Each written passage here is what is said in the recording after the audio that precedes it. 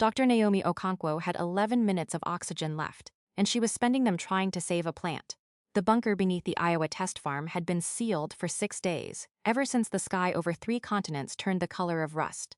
Outside, something the reports were now calling the Withering had stripped every green leaf on the surface bare in under 72 hours a euros. Crops, forests, lawns, gone gray and brittle like they'd aged a decade overnight. Naomi's radio crackled, barely holding a signal. "Command, this is Shelter 12, do you copy a euros? We have 4 survivors, oxygen critical, requesting evacuation." Static ate the rest of her sentence. Beside her, in a reinforced glass case that had somehow survived a collapsed ceiling, sat the only living thing left on the entire test farm. A single wheat seedling. Its roots wrapped in a strange, silver-threaded fungus that shouldn't have existed a year ago. It was the only plant on Earth immune to the withering, and Naomi had built the countermeasure herself. From instructions humanity had thrown in the trash 11 months earlier. "You're not dying down here," she told the seedling, voice cracking with exhaustion. "Not after everything it cost to grow you." Nobody listening to that transmission back at command understood yet what she meant by cost. Nobody knew that seedling represented the difference between global famine and global survival. Nobody knew what she'd sacrificed to keep it alive. But 3 weeks earlier, none of this had seemed remotely possible. 3 weeks earlier, it started, as most disasters do, as something too strange to be taken seriously. Crop circles. Not the tourist attraction kind a euros. These ones pulsed faintly with bioluminescent light after dark, and appeared overnight in wheat fields across 4 continents. Always in the same spiral pattern, always accompanied by a strange, sweet smell like burnt honey drifting for miles. Naomi, an agronomist working a mid-level research post nobody in Washington took seriously, was the first person to notice the patterns weren't random. She mapped them, cross-referenced them against soil chemistry, and found something that made her hands shake. The spirals were a message, encoded in spore density and pattern geometry, warning of an incoming biological event a euros something called. In a rough translation, her own software struggled to complete. The withering. She brought it to her department head. He laughed her out of the room. The council had made a terrible mistake dismissing her. Though nobody involved would understand how terrible, for another 3 weeks undeterred, Naomi kept working, alone, funding her own research with grant money meant for soil erosion studies. That's when she met Silaeth a euros. Not in person, not at first, but through a resonance chamber she'd built in her garage from stolen university equipment, tuned to the same spore frequency as the crop circles. The voice that came through wasn't really a voice. It was more like a scent translated into meaning, patient and strange, belonging to a being that didn't experience time or communication the way humans did. "You are the first to listen," it said.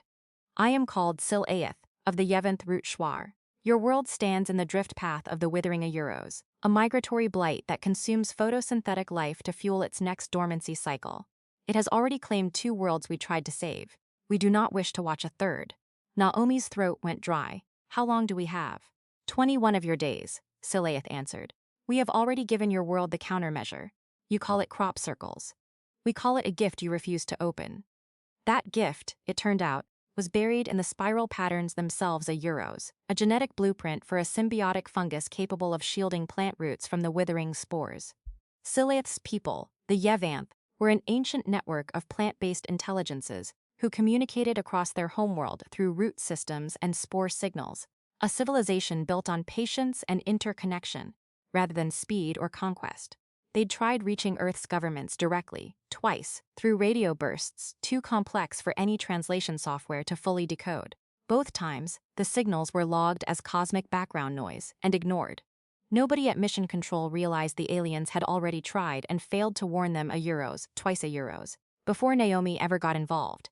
With 3 weeks on the clock, Naomi did the only thing she could. She went public. She uploaded her research, her decoded spiral patterns, everything, to every agricultural university and government agency she could reach. The response was almost uniformly the same: ridicule.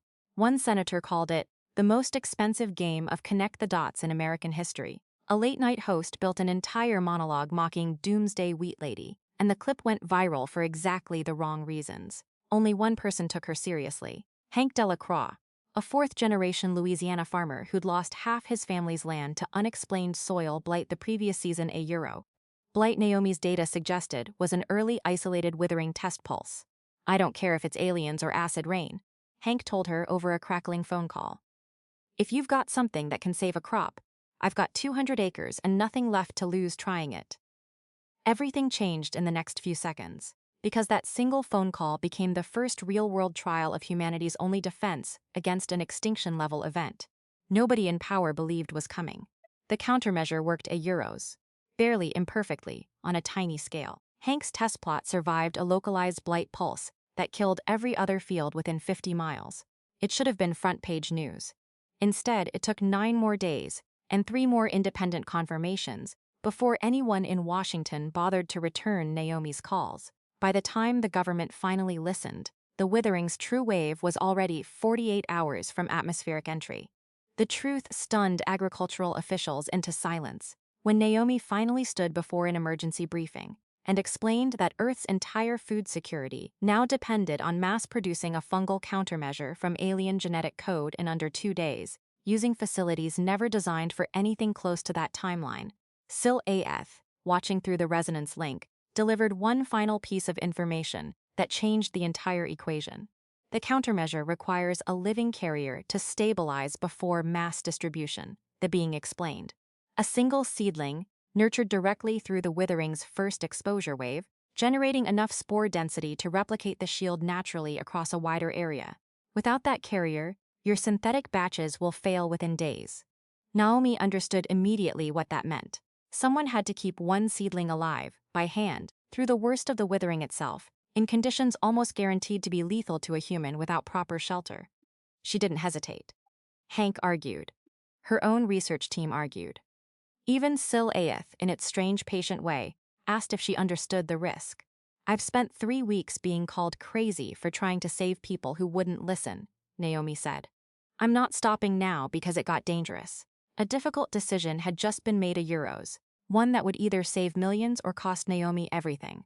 The withering hit at dawn on the 21st day, exactly as Scylla had predicted. Rust-colored spore clouds rolled across continents, and within hours, green vanished from the visible world, like someone had drained the color out of a photograph. Naomi sealed herself in the reinforced bunker beneath the test farm, with the seedling, backup oxygen, and a resonance link to Scylla that grew weaker with every passing hour as atmospheric interference from the spore cloud thickened. For 6 days, she kept that seedling alive by hand a euro, adjusting light cycles, filtering contaminated water drop by drop, monitoring spore density readings that told her, with brutal clarity, exactly how close the withering had come to finishing the job on the rest of the planet. Outside, humanity fought its own desperate war. Emergency greenhouses went up in every major city. Military transport planes, repurposed overnight, dusted farmland, with synthetic countermeasure batches derived from Naomi's original data. It wasn't perfect. It wasn't enough everywhere, but it was something a euros. Something built by hands that had refused to give up even after being publicly humiliated. For trying, nobody expected the actual turning point to come from an exhausted scientist running out of oxygen in a collapsed bunker. On day 6, with her radio nearly dead and her oxygen reserves critical, Naomi's seedling finally did what Scylla had promised. It bloomed, releasing a visible cloud of silver spores that spread through the bunker's ventilation system, and, through a jury-rigged fan system Hank had insisted on installing days earlier, out into the open air above. The countermeasure took root a euro, literally a euro, spreading naturally across the region in a way no synthetic batch alone could have replicated. Rescue teams reached Shelter 12 4 hours later. Naomi was unconscious, dangerously hypoxic but alive. Beside her, the seedling a euro, now a small thriving plant wrapped in silver fungal threads, sat completely untouched by the devastation outside. 6 months later, Earth's farmland was recovering, slower in some regions than others, but recovering. Scylla's people, moved by a species that had ignored 2 warnings, and still fought to save itself once it finally listened, formally opened contact a euros, not as saviors, but as neighbors extending something rarer than technology. Patience with a species, still learning to trust what it couldn't fully understand. Naomi returned to the same Louisiana test plot, where it all began, standing beside Hank as green wheat a euro, real. Ordinary, stubborn green wheat a euro swayed across 200 acres that shouldn't have survived at all. Still think it's a game of connect the dots? She asked, echoing the senator's old joke with a tired smile. Hank laughed for the first time in months. Nah. think it's the smartest thing anybody in Washington ever laughed at. Earth hadn't been saved by the people in charge. It had been saved by one scientist who refused to stop listening, one farmer who refused to stop believing her, and one small seedling that survived the end of the world by inches. And somewhere out past the edge of the solar system, in spore patterns too patient for most of humanity to notice yet, the Yevonth were already listening for whatever Earth chose to say next.